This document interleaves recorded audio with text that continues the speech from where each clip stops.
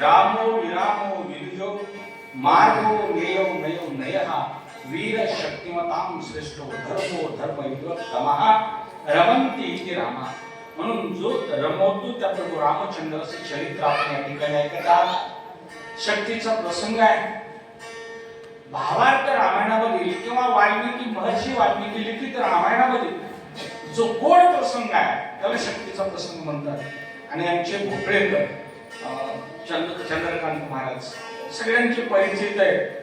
त्यांचं प्रेम माझ्यापेक्षा माझ्या बापावर जास्त होतं, पण मी बी म्हणलो आपण करावं थोडं म्हणून त्यांच्या प्रेमापोटी येण्याचा योग आहे. शक्ती प्रसंगामध्ये प्रभू रामचंद्र धर्मेंद्र महाराजांनी सांगितलं होतं देव आहे, देवाला काही करता येत असतं. आणि रामायण हे रचनात्मक आहे. रामायण हे रचनात्मक काव्य आहे. म्हणजे अगोदर तयार केलंय असं असं करायचंय आणि मग तसं केलेलं आहे.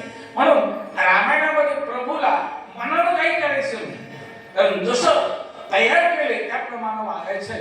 आणि म्हणून शेवटी माणूसच देव आहे. देव कोण आहे? माणूसच आहे. मामा आमचं जीवन होते किंवा कैसा प्रेमामध्ये विराम माणूसच हा देव आहे. पण त्याला त्याचं देवत्व कळण्यासाठी त्या अवस्थेवर अवलंबावं लागत असतंय. आणि त्या अवस्थेवर परमात्मा आता म्हणतात मी कोण आहे?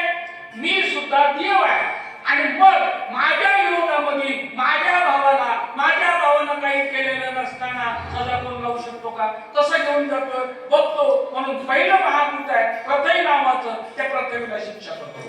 पृथ्वी जमियली धरती पृथ्वी जाऊसे समग्री न्यायता होड जमीन बानाग्री. प्रभू पूर्वीच्या काळात पृथ्वीराजानं पृथ्वीचं रमण केलं होतं.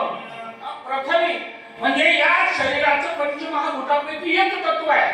आणि त्या तत्वाचे कार्य आहे अस्थि मांस त्वचा, हे जड जो भाग आहे. आणि या पृथ्वीचा देव कोण आहे? तर पृथ्वीचा देव आहे भगवान शंकर.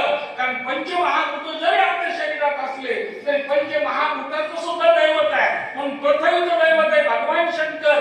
भगवान शंकरानं पृथ्वीला सांगितलंय आणि माझ्या लक्ष्मणाच्या शरीरातलं काय काढून नेलंय ते सगळं झडप बनलेलंय. म्हणून मी काय करेन? पृथ्वीला शिक्षा करेन.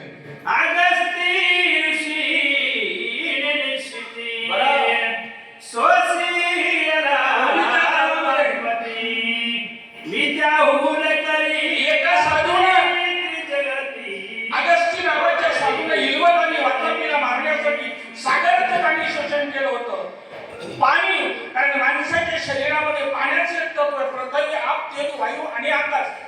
ठीक आहे नाही? आता इथं माझ्यापेक्षा श्रेष्ठ आमची गुरुवर्य बसलेले आमचे गुरुजी आहेत, आमचे भळंबले महाराज.